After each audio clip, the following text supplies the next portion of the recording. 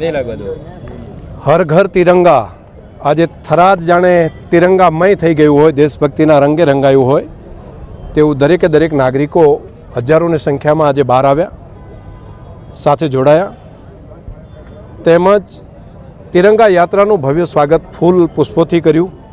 અલગ અલગ એની પરંપરાઓ પ્રમાણે પાઘડી સહિતનું સ્વાગત કરીને ફુલારોથી તિરંગાનું આન બાન અને શાન જળવાય તે પ્રમાણેનું સ્વાગત કર્યું.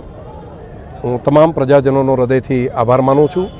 દેશના પ્રધાનમંત્રી મોદી સાહેબે જે દેશભક્તિની વાત કરી છે, જે સ્વદેશીપણાની વાત કરી છે, એ સ્વદેશીપણું એ દરેક નાગરિકનો સંકલ્પ બને તે ભાવ સાથે આજે તિરંગાને આન બાન અને શાન વધે તે પ્રમાણે બધાએ સલામી આપી છે. ઓપરેશન સિંદૂર બાદ પહેલી વખત અત્યારે તિરંગા યાત્રાની લોકોમાં ઓપરેશન સિંદૂરે દેશની અંદર દેશના દરેકે દરેક નાગરિકની અંદર એ સ્વમાન અને સ્વાભિમાન જગાડ્યું છે.